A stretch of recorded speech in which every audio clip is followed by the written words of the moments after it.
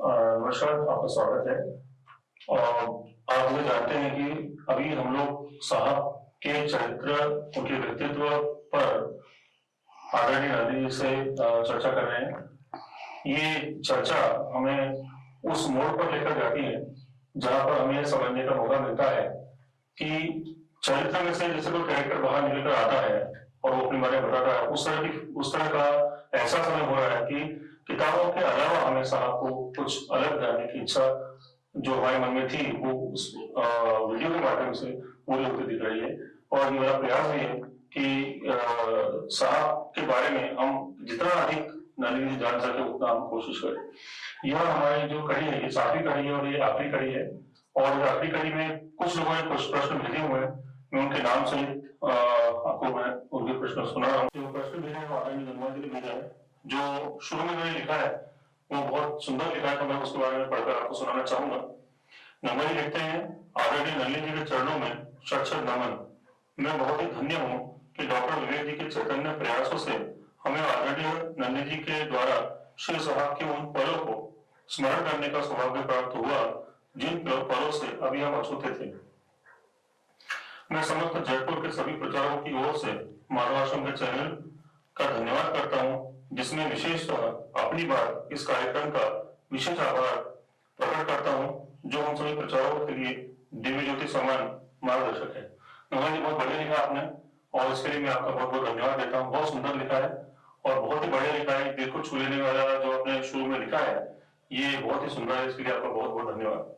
अब आपका प्रश्न जो हम पढ़ रहा हूँ, इन्होंने लिखा है, मेरा प्रश्न है पहला, 2 दिसंबर 1960 अक्कलकोट में मठ में होते हुए भी दत्त जयंती के कार्यक्रम में साहब सम्मिलित नहीं हुए। लोगों को उनका व्यवहार अनुचित लगा, परंतु श्री जी ने कुछ नहीं कहा। साहब ने इस तरह का व्यवहार क्यों किया? ये प्रश्न मैंने पूछा है। नमस्ते।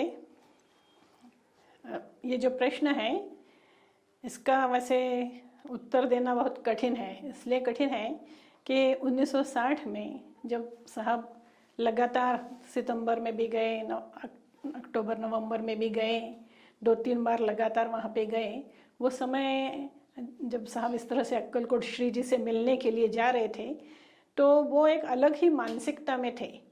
मानसिकता यह थी कि पूरा काम वो कर चुके थे, पांचों दिशाओं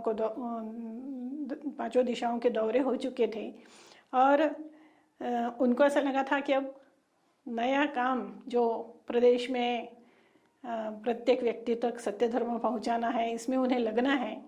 पर भोपाल पहुंचने के बाद धंधे की जो स्थिति उनके व्यवसाय की थी वो उनको और कुछ सोचने नहीं देती थी। व्यवसाय की निरंतर नीचे गिरती स्थिति उनको परेशान कर देती थी और वो वापस अक्कलकोट आते थे।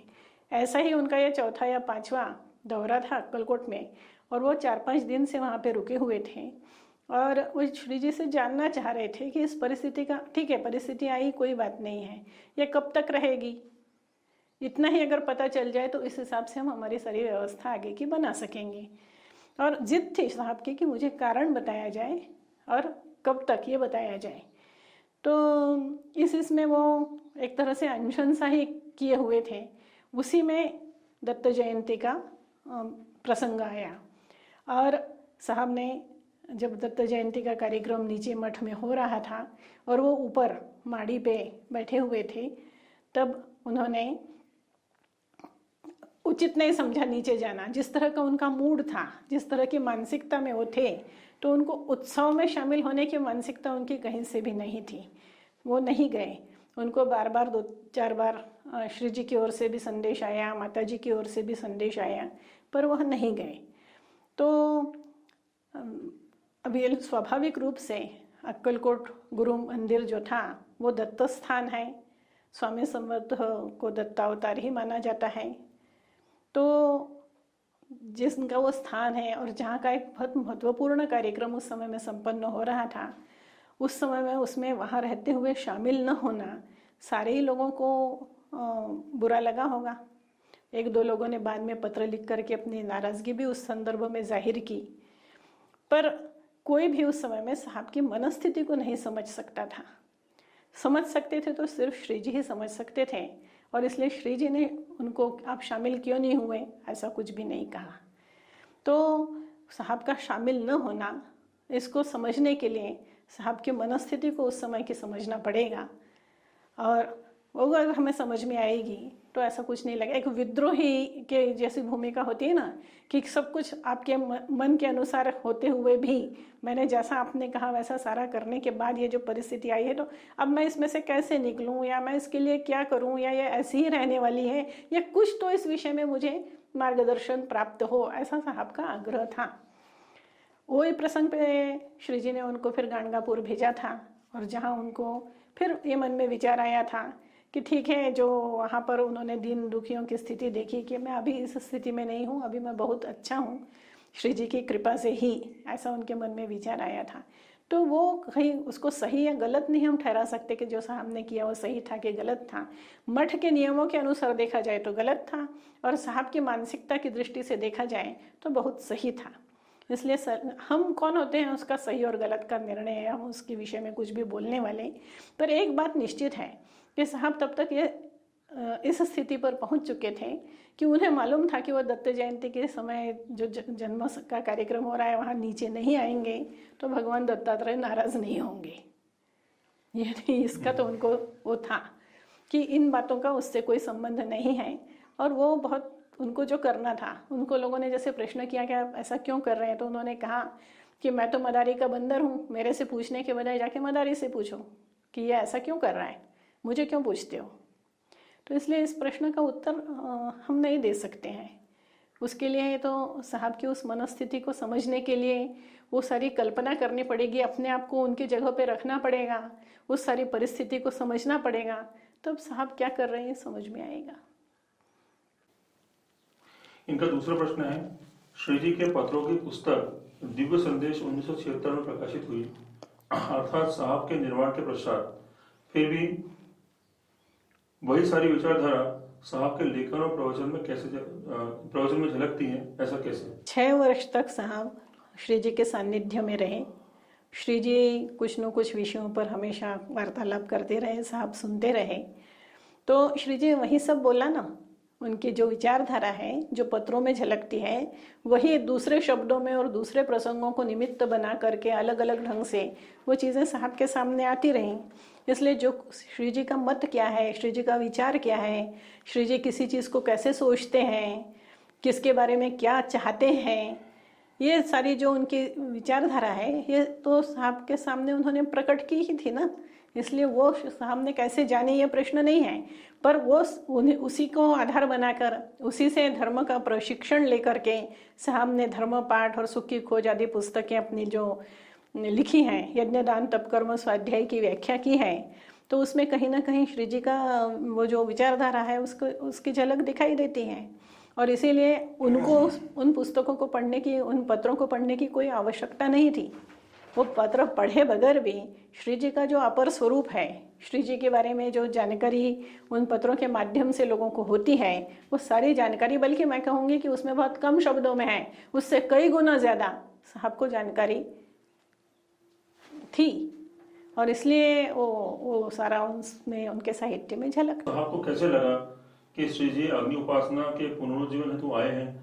सत्य धर्म प्रचार में अग्निहोत्र का प्रचार ही उन्हें अभिप्रेत है। जैसा मैंने पहले बताया ना आपको कि एक स्थिति पर जाने के बाद साधक और गुरु में वो अंतर नहीं रह जाता है, और फिर अब प्रचारक की भूमिका भी एक महत्वपूर्ण भूमिका साहब को मिल चुकी थी। वो पहले ही इस स्थिति में पहुंच गए थे कि श्री जी में और उनमें कोई अंतर नहीं, ऐसी स्थिति में वो आ चुके थे, और प्रचारक की भूमिका भी उनको मिल चुकी थी। सत्य धर्म का प्रचार उन्हें करना था। श्री जी ने तो ये बोला था कि तुम्हारे धर्म का प्रचार, प्रत्येक व्यक्ति अनुयायी बनने तक तुम्हें प्रचार करना है। तो सत्य धर्म का प्रचार उन्हें करना था। सत्य धर्म, मानव धर्म, इंसानियत का मजहब, जो कुछ भी आप कहना चाहो। तो जब प्रचार का प्रसंग आया और अनायास ही 1963 में फरवरी में 22 फरवरी को साहब ने हीरालाल शर्मा को अग्निहोत्र की विधि बताई और कहा आज शाम से आप इस अग्निहोत्र को शुरू करिए। तो इसके पहले वो 1-2 लोगों को साधना बता चुके थे, तपाचरण के बारे में मार्गदर्शन कर चुके थे, पर ये पहले गृहस्थ व्यक्ति थे जिनको उन्होंने अग्निहोत्र बताया और उसी शाम से अग्निहोत्र प्रारंभ भी हुआ। उसके बाद धर्मपाठ में अग्निहोत्र का लेख लिखा गया है। और उस दिन साहब को ऐसा लगा जब श्री हीरालाल शर्मा ने अग्निहोत्र शुरू किया कि उनके सामने एक प्रश्न था कि यज्ञदान तप कर्म स्वाध्याय का प्रचार करना है, सत्य धर्म का प्रचार करना है, वेदों की जो विचारधारा है वो लोगों तक पहुंचाना है। तो उसका उनको उस दिन ये उत्तर मिला कि जब कोई व्यक्ति उनसे मिले तो वो यज्ञदान तप कर्म स्वाध्याय पूरा समझाएं और हर एक चीज़ बताएं, ये संभव नहीं है। उसको क्या बताना चाहिए प्रचार के लिए? सबसे मतलब एक होता है ना कि एक सूत्र पकड़ना पड़ेगा, एक पहले कोई चीज़ पकड़नी पड़ेगी कि चलो यहाँ से शुरुआत करते हैं, ये अ है, ए कहें हम, ये ए है, ऐसे शुरुआत कहाँ से करेंगे? तो उसका उत्तर अग्निहोत्र है। ये उनको उस दिन उनके विचारों में आया कि ये सही काम हुआ। अब आगे कोई भी मुझसे मिलने आएगा तो मैं उसे अब अग्निहोत्र बताऊंगा। अग्निहोत्र बताने के बाद ही फिर दान तप कर्म स्वाध्याय की बारी आएगी, सत्य धर्म बाकी का विषय सब बाद में आएगा, पहले मैं अग्निहोत्र बताऊंगा। तो उनका ये जो प्रसंग है इसमें तो एक चीज समझ में आती है कि उस समय में उनको ये पता नहीं था, उनको ये पता नहीं था कि उन्हें ये तो मालूम था कि श्री जी का इस धरती पर आगमन सत्य धर्म के पुनर्स्थापना के लिए हुआ है, पर उनको ये नहीं मालूम था कि अग्नि उपासना के लिए हुआ। ऐसे शब्दों में नहीं मालूम था, उन्हें ये मालूम था कि सत्य धर्म के पुनरुज्जीवन के लिए वो आए हैं, ऐसा श्री जी की प्रतिज्ञा भी है। पर उसका शुरुआत अग्निहोत्र से होगी और अग्निहोत्र की मतलब अग्नि उपासना के लिए उनका जन्म हुआ है, इस तरह का नहीं था। और उनको ये अभिप्रेत है ये भी उन्हें नहीं मालूम था। उनको तो उनके ऊपर जिम्मेदारी सौंपी थी श्री जी ने कि तुम्हारा कार्य है और कैसे करना है इसे तुम्हें तय करना है। तो उन्होंने अपना एक निर्णय लिया और उस निर्णय के अनुसार साल 2 साल में 8-15 अग्निहोत्र शुरू हुए और फिर आगे चल करके उज्जैन जाना हुआ और 1968 में उन्होंने अग्निहोत्र के प्रचार की मतलब व्यापक स्वरूप में प्रचार की शुरुआत की। जब अग्निहोत्र के प्रचार की शुरुआत 1968 में फरवरी में हुई और कुछ लोग अग्निहोत्र शुरू किए, मध्य प्रदेश में कुछ किए और कुछ श्री जी से संबंधित लोग भी अग्निहोत्र प्रारंभ किया उन्होंने। तब श्री जी ने मनोहर जी को ये कहा है कि पोद्दार साहब वही काम कर रहे हैं, पोद्दार साहब जो अग्निहोत्र बता रहे हैं, अग्निहोत्र का प्रचार कर रहे हैं, यही हमें अभिप्रेत है। ये शब्द जब साहब के पास आए मनोहर जी के माध्यम से तो साहब को बड़ी संतुष्टि हुई, बहुत खुशी हुई। ये 68 है, देखो 63 में उन्होंने पहला अग्निहोत्र शुरू कराया और ये 68 की बात है। और 68 का भी फरवरी मार्च नहीं, 68 का मई जून होगा जिसमें पहली बार कि हमें यही अभिप्रेत है जो पोद्दार साहब कर रहे हैं, ऐसा उन्होंने कहा। और ये बात साहब तक पहुंची तो साहब बड़े खुश हुए कि उनको ये था कि उन्होंने एक निर्णय ले लिया और उस निर्णय के अनुसार उन्होंने कार्य की शुरुआत कर दी, क्योंकि उनको वो अधिकार दिया गया था कि कैसे करना, क्या करना, करने के लिए तुम स्वतंत्र हो। और उन्होंने इस तरह से अग्निहोत्र प्रचार की शुरुआत कर दी। इसमें उन्होंने उनसे श्री जी से पूछा नहीं कि यानी मैंने विधि बताई है ये सही है कि नहीं, इसमें कुछ सुधार करना, कुछ भी उन्होंने इस विषय में बात नहीं की, या मैंने ये निर्णय लिया है ये सही है कि नहीं। और उस हिसाब से 68 से प्रचार की व्यापक प्रचार की शुरुआत हो गई। और अगस्त में 68 के अगस्त में पहले 100 अग्निहोत्र प्रारंभ हो चुके थे। तो उस समय जब साहब को ये पता चला तो ज़रूर उनको बहुत ज़्यादा प्रसन्नता हुई कि ऐसा मैंने जो निर्णय लिया उस पर जैसे सील मोहर लगी हो, प्रूव हो गया। उनको श्री जी खुश हुए मेरे इस निर्णय से। मैंने जो कार्य पद्धति चुनी सत्य धर्म के प्रचार प्रसार की, उसके लिए श्री जी का अनुमोदन है। उन्होंने ना अनुमोदन मांगा था, न उनके पास कुछ इस तरह की बात थी, तो इसलिए उनको कैसे पता चला ये मालूम नहीं। पर ये घटना ये बताती है कि ये अंदर से आती है ना ये चीज़ें, तो इसलिए शब्द या जानकारी या ये सब चीज़ें कहाँ मायने रखती हैं। हम हमेशा इस सब विषय पर जब सोचते हैं तो हम हमारी मतलब मानवीय कल्पनाओं के अनुसार और सोच के अनुसार सोचते हैं कि उनको कैसे पता चला, तो उनको कुछ पता नहीं चला। पर उन्होंने किया वही जो श्री जी को अपेक्षित था। इसलिए श्री जी ने कहा कि हमें यही अपेक्षित है, हमें यही चाहिए है। और ऐसा उन्होंने उस समय में 68-69 के दौरान कम से कम 100 बार बोला होगा मनोहर जी को, अलग अलग निमित्त और अलग अलग प्रसंगों को लेकर के। ये वही कार्य कर रहे हैं। हाँ, जो वो काम कर रहे हैं वही हमें अपेक्षित है। ये मेरे ख्याल से पहले अपना आ चुका है टॉपिक। अगर जो लोग अभी देख रहे हैं इस वीडियो को, अगर देखेंगे तो उनको मालूम चलेगा कि ये कुछ इसमें से कुछ हिस्सा आ चुका है। हाँ, और अभी इनके प्रश्न नहीं आया। हाँ। दूसरी बात मैं बोलना चाहता हूँ कि ये जो बात करते हैं, ये मैंने एक जगह पढ़ा था कि ये जो बातें इनकी होती हैं ये टेलीपैथी में होती है। जैसे पेड़ की बात करते हैं तो टेलीपैथी के अंतर्गत ही बात होती है उनकी, क्योंकि ये बोलने में बहुत लंबा वक्त जाएगा कि जो अपने को बताना है वो एक शॉर्ट। नहीं, इसको मैं दूसरे शब्दों में कहना चाहूंगी, टेलीपैथी कह लो या कुछ भी। जैसे साहब ने कहा ना कि कोई भी विचार बहुत स्ट्रांगली जब हमारे मन में आता है तो हम ये सोचते हैं कि उन्हीं का आदेश है। तो जो, और ये सामान्यतः भी जब हम भी कोई काम करते हैं और बहुत तीव्रता से जब कोई विचार हमारे मन में आता है और वो इतनी तीव्रता से आता है कि हाँ यही सही है, तो उस पर फिर पुनर्विचार की जरूरत ही नहीं पड़ती और किसी के अनुमोदन की जरूरत नहीं पड़ती। हमारी दृष्टि से हमने सही निर्णय ले चुका है। ऐसे साहब का निर्णय है ये कि अग्निहोत्र का प्रचार करना है, अग्निहोत्र को आगे लेके चलना है, झंडा बनाना है अग्निहोत्र को, शस्त्र बनाना है अग्निहोत्र को, शास्त्र बनाना है अग्निहोत्र को। अग्निहोत्र हमारा साधन है सत्य धर्म के प्रचार प्रसार का। ये 100% से ऊपर अपन बोल नहीं सकते, मजबूरी है। इसलिए 100% निर्णय साहब का है व्यवहारिक दृष्टि से देखा जाए तो। अब ये बात अलग है कि उनके इस विचार के पीछे उनके गुरु हैं, ये एक अलग विषय है, पर वो प्रत्यक्ष में कहीं पर भी नहीं है। और जब उन्होंने इस तरह से निर्णय लेके काम शुरू किया तब श्री जी उसका अनुमोदन करते हैं, यही हमें अभिप्रेत है, ऐसा कहते हैं। ये सब बाद की बातें हैं। इनका अगला प्रश्न है कि साहब ने 12 जनवरी 1970 से प्रत्यक्ष अग्निहोत्र शुरू किया था। यदि आचरण करना ही था तो फरवरी 1968 से जब प्रचार कार्य प्रारंभ हुआ तब शुरू क्यों नहीं किया? गंगवाल जी ने जो प्रश्न किया है उसका आशय यही होना चाहिए कि साहब ने जब सप्तश्लोकी लिखी और मन में इन सर्च ऑफ हैप्पीनेस लिखा, तब साहब का प्रश्न ये था कि मैंने पुस्तकों में लिखा है कि जो कुछ मैंने इसमें लिखा है मेरे अपने अनुभव हैं, पर यज्ञ तो मैंने किया नहीं। यज्ञ और दान, क्योंकि साधना से ही उनकी शुरुआत हुई, तो यज्ञ और दान ये तो मैंने किया नहीं है, तो फिर ये मेरे अनुभव से ऐसा मैंने लिखा है। तो श्री जी ने उनसे कहा था कि ये दोनों तुम्हें करने की आवश्यकता नहीं थी। इन दोनों चीज़ों से जो प्राप्त होती है मनस्थिति जो बनती है वो तुम्हारी थी, इसलिए तो यज्ञ और दान का उन्होंने आचरण किया नहीं था। एक बात भी उनके पास थी कि उनको कोई उसकी आवश्यकता नहीं है। जब अग्निहोत्र का प्रचार शुरू हुआ तो उन्होंने घर में अग्निहोत्र प्रारंभ करा दिया था और माताजी नियमित अग्निहोत्र करती थी, साहब भी अग्निहोत्र के लिए बैठा करते थे, हम सब भी बैठते थे, माताजी अग्निहोत्र करती थी। 12 जनवरी को उनके अंदर ऐसी इच्छा हुई कि माताजी करती हैं, अभी तक उन्होंने किया है 2 साल, करीब 68 फरवरी मार्च से लेकर के 68, 69 और 70 की फरवरी 2 साल के लगभग उन्होंने अग्निहोत्र किया। उनके मन में एक तीव्र इच्छा हुई। 12 जनवरी यानी स्वामी विवेकानंद का जन्मदिवस भी था वो, और महानुभाव का अद्भुत दर्शन का भी जन्मदिवस है 12 जनवरी।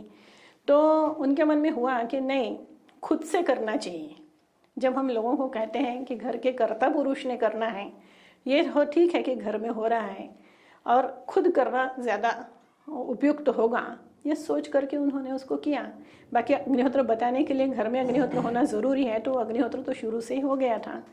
और सिर्फ उन्होंने क्यों किया वो अग्निहोत्र, क्योंकि वो जब जिनके बीच में हमें बताना है, खुद करना और घर में करना, इसमें फ़र्क होता है। तो आप लोग भी अनुभव करते होंगे कि आपके घर में आप स्वयं करते हैं और आप स्वयं नहीं कर पाते और किसी के यहाँ जाकर अटेंड करते हैं, इसमें कुछ अंतर होता है ना।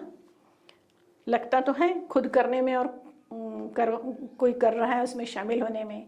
तो खुद करने से और भी जो बारीकियां हैं अग्निहोत्र में कहीं कोई वो समझ में आएंगी, और कहीं पर भी गए तो अपना अग्निहोत्र करना आसान रहेगा, क्योंकि फिर उन्होंने वही नियम लिया था कि कहीं पर भी जाए सूर्योदय और सूर्यास्त का अग्निहोत्र हर हाल में होना चाहिए। तो प्रचार की दृष्टि से ही उन्होंने वो किया, और उन्होंने तब नहीं करके अब क्यों किया, इन सबका उत्तर तो साहब ही दे सकते हैं। ये उत्तर हम कैसे दे सकते हैं, इसका उत्तर हम नहीं दे सकते। अब एक बहुत ही कठिन प्रश्न आपके सामने आने वाला है, और ये विनय पोद्दार जो है उन्होंने ये प्रश्न पूछा हुआ है, और इनका प्रश्न है कि स्वप्न और दृष्टांत अलग अलग होते हैं। साहब के बहुत से दृष्टांतों के बारे में पढ़ा है, कोई दृष्टांत समझ में नहीं आता, अर्थात उसका अर्थ या संदेश समझ में नहीं आता, शायद जटिल होता है, तो फिर दृष्टांत होने का क्या मतलब रहा? प्रश्न तो अच्छा है। 13 वर्ष की उम्र के बालक कहना तो गलत होगा 13 वर्ष की उम्र के नव युवा की ओर से आया हुआ यह प्रश्न है। साहब का चरित्र पढ़ा है, दृष्टांतों को देखा है, इसीलिए शायद ये प्रश्न निर्माण हुआ है। सही में स्वप्न में और दृष्टांतों में फर्क होता है। स्वप्न हमारे सोच या हमारे आसपास घटित घटनाओं का जो हमारे अवचेतन मन पे परिणाम होता है, उसकी वजह से नॉर्मली स्वप्न हमें दिखते हैं। और दृष्टांत वो होता है जिसमें विशेष रूप से हमें कुछ बताया जा रहा होता है। और शायद विनय जी का आशय यही है कि जब हमें कुछ विशेष बताया जा रहा है, इसलिए दृष्टांत हमें होता है, तो वो अगर उसका अर्थ हमें समझ में नहीं आया या हम उसको उसमें का जो मैसेज है, जो संदेश है, वह ग्रहण नहीं कर पाए, तो उस दृष्टांत होने का मतलब क्या है, ये उनका आशय है। और ये सही भी है, क्योंकि हर दृष्टांत का अर्थ हमें तत्काल समझ में नहीं आता। कई बार बहुत सरल सा होता है और बहुत आसानी से समझ में भी आ जाता है। कई बार उसके शब्द या प्रसंग ऐसे होते हैं कि जिनकी वजह से हम उसका अर्थ समझ नहीं पाते। हालांकि कुछ समय बाद भविष्य में हमें वो घटना कुछ ऐसी होती है कि हमें समझ में आता है कि हमें बहुत पहले बताया गया था दृष्टांत के माध्यम से, तो बाद में समझ में आता है। और जहाँ तक मेरी सोच है, मैं सोचती हूँ कि हमें दृष्टांत हुआ है ना, यानी हमें कुछ बताया गया है और हमें समझ में नहीं आया है, तो चिंता करने की कोई बात नहीं। वो जिसने हमें बताया है वो जब तक हमें समझ में नहीं आएगा तब तक बताता रहेगा। उसने एक दृष्टांत से बताया, वो नहीं समझ में आया, शायद वो फिर कुछ दृष्टांत का ही माध्यम लें, या फिर वो और भी कोई माध्यम हो सकता है। जैसे कोई दो लोग आपस में चर्चा कर रहे हैं और जो दृष्टांत का मैसेज है वो मैसेज तुम्हें उन दो लोगों की बातों में से मिल रहा है, या कोई किताब पढ़ने के लिए ली और उसमें वो जो दृष्टांत में मैसेज दिया है वो मैसेज उस किताब के माध्यम से आपको मिल गया। और कई बार ऐसा होता है कि कुछ समझ में नहीं आता, कुछ भी कोई सूत्र ही नहीं जुड़ पाता है कि हम उसका कोई अर्थ लगा सकें। जहाँ तक मैंने अपने अनुभव से सीखा है कि कभी भी गहराई में प्रयत्न नहीं करना चाहिए अर्थ जानने का। जिसने बताना है वो कैसे भी बताएगा, चाहे वो विचार हमारे ही दिमाग में आए चाहे कैसे भी आए। हम उलूल जुलूल अर्थ लगा लें, इससे बेहतर है कि हम अर्थ लगाने की ज़्यादा चेष्टा न करें। अभी कुछ दिन पहले ही मेरे सामने एक व्यक्ति ने अपना दृष्टांत बताया और उसका अर्थ क्या होगा ऐसा पूछा, तब मैंने उनको बोला कि देखो अर्थ समझ में नहीं आ रहा है, प्रयास मत करो। ये एक चीज़ तो है ना कि आपको उसमें साहब का दर्शन हुआ, कितना अच्छी बात है, आपको साहब का दर्शन हुआ, इस प्रसंग का आनंद लो, उसका सकारात्मक जो भाग है वो समझो, और बाकी का जो आपको ऐसा लग रहा है कि नकारात्मक है या क्या कुछ बोला, उसको छोड़ दो। उसको इसलिए छोड़ दो क्योंकि वो आपको समझ में नहीं आ रहा है, तो उसको छोड़ दो। उसके लिए किसी भी प्रकार का टेंशन लेने की ज़रूरत नहीं है। अर्थों को समझने की कोशिश नहीं करना चाहिए। कई बार भविष्य दर्शन होता है, कई बार मार्गदर्शन होता है, कई बार सुझाव होते हैं अपने आप में सुधार लाने के लिए, और वो उस तरह से अगर दृष्टांत के माध्यम से हमें समझ में नहीं आए तो और कई तरीके हैं वो बात हम तक पहुंचाने की। तो जिसने वो हमें हम तक बात पहुंचानी है वो किसी न किसी माध्यम से ज़रूर पहुंचे। नितीश जी ने एक क्वेश्चन यहाँ पे भेजा हुआ है। इन्होंने पहले शुरू में लिखा है कि आपने बहुत अच्छी श्रृंखला तैयार की है, बहुत ही सराहनीय बात, बहुत बहुत धन्यवाद आपका। और हमारी कोशिश हमेशा ये रहती है कि हम लोग इस तरह के कार्यक्रम प्रस्तुत करें जिससे कि आपको माधव आश्रम और साहब के बारे में और इस कार्य के बारे में जानने के लिए मदद मिले।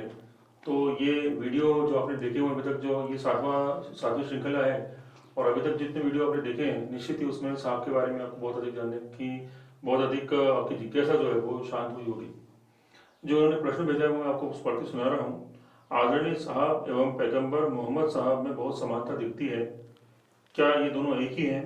उस समय आकर जो कार्य हुआ वह किस तरह से आज के परिप्रेक्ष्य में देखा जाना चाहिए? साहब को पैगंबर साहब के दर्शन हुए थे, उनको बहुत सारे लोगों के दर्शन हुए थे जो पहले आए हैं जिन्होंने इस तरह से धर्म कार्य किया हुआ है।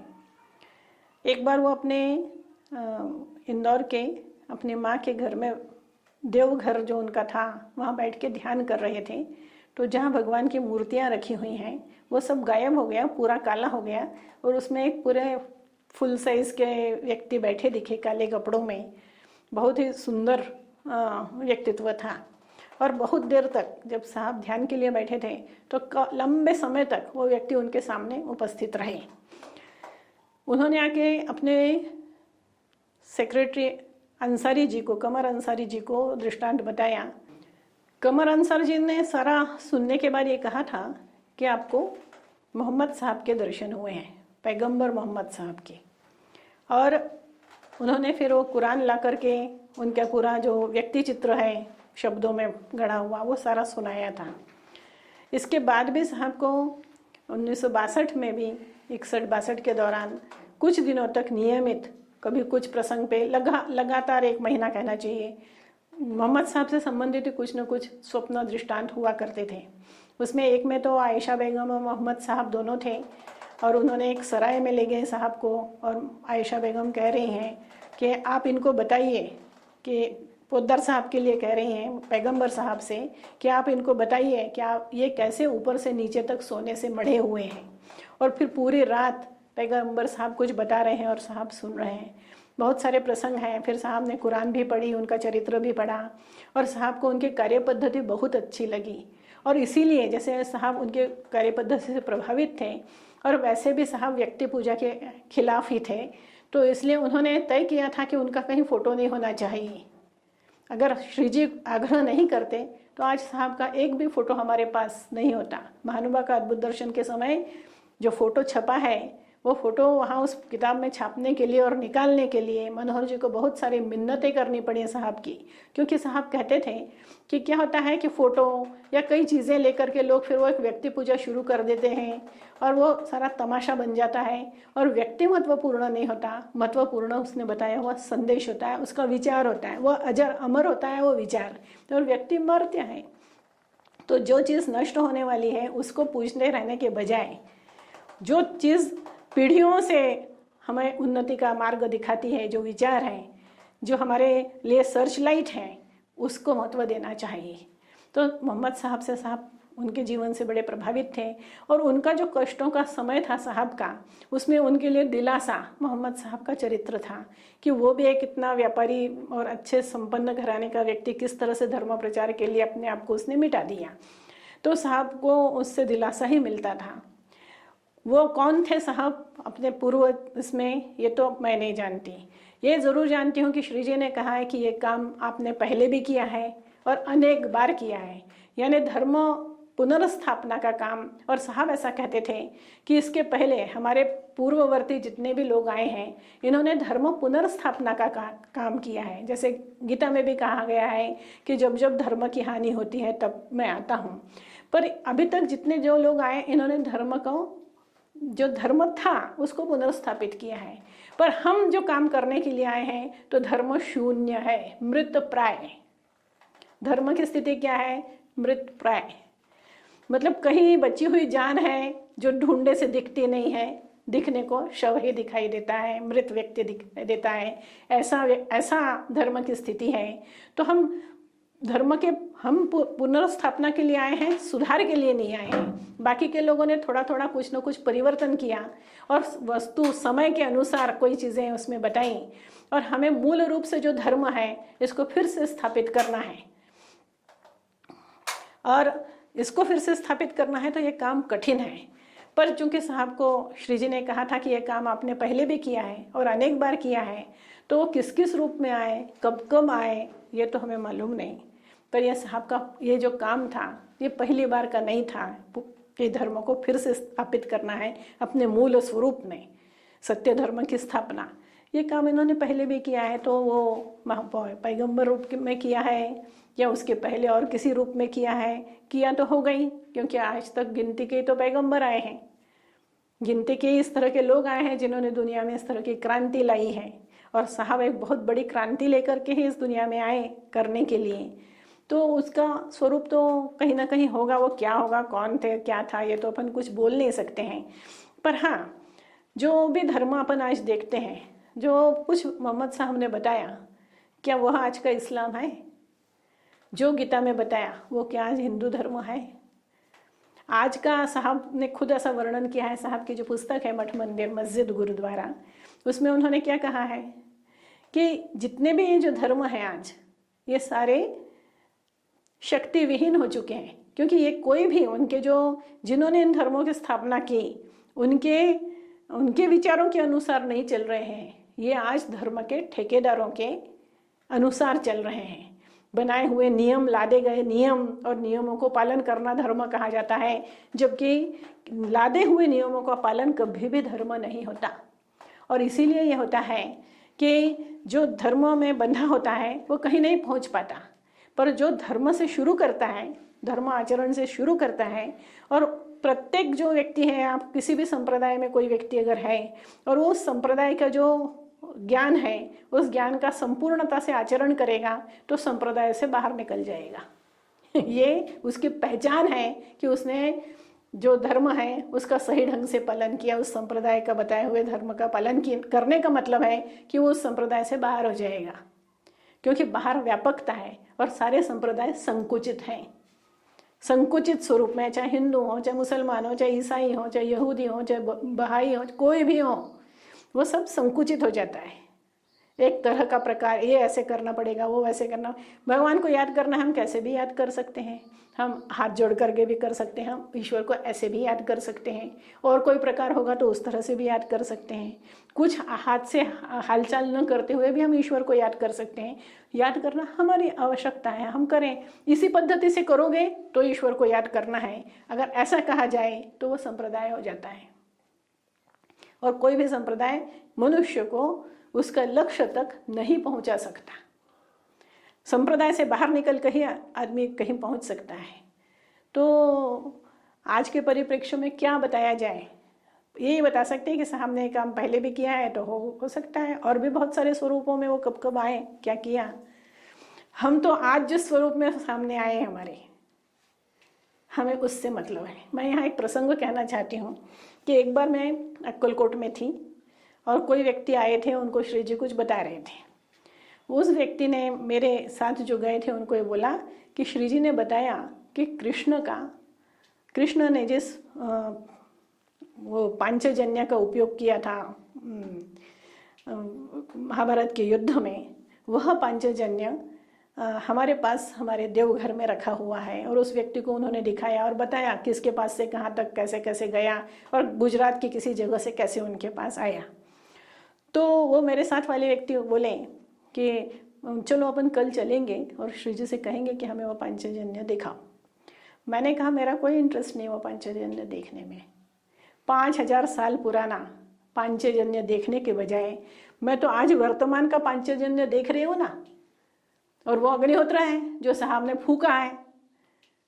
मैं आज वर्तमान के कृष्ण को देख रही हूँ, वर्तमान के अर्जुन को देख रही हूँ और वर्तमान का पांचजन्य देख रही हूँ। मुझे 5000 साल वाले पुराने उसमें कोई इंटरेस्ट नहीं। वैसे ही जो स्वरूप में आज साहब हमारे पास हैं, वो पहले क्या थे, उसके पहले क्या थे, उसके पहले क्या थे, ये जानने में मेरा कभी भी कोई इंटरेस्ट नहीं रहा है। ये जो आज हमारे सामने हैं, अगर हम इन्हीं को समझ लें, इन्हीं के विचारों को हम ग्रहण कर लें, इनके विचारों के हम आसपास पहुंच जाएं, तो ये हमारे लिए बहुत बड़ी उपलब्धि हो। तो आज का जो ये एपिसोड है, ये 7वां एपिसोड यही समाप्त होता है। मैं इसको समाप्त करने से पहले 2 शब्द आपसे बोलना चाहूँगा कि अगर आप चाहते हैं कि इस चैनल के माध्यम से आप पर्यावरण के बारे में या प्रकृति के संदर्भ में या कोई ऐसी पॉजिटिव चीज़ जो लोगों के लिए फायदेमंद हो, ऐसा आप कुछ बोलना चाहते हैं, तो हमें हमारे एड्रेस पर आप अपनी 10 मिनट की या 15 मिनट की वीडियो क्लिप निकाल कर भेज सकते हैं। हमारा पता है माधव आश्रम, सीहोर रोड, बैरागढ़, भोपाल। हमारा पिन कोड नंबर है 462030। और मोबाइल नंबर आप जानते हैं, मेरा मोबाइल नंबर है 8120036303।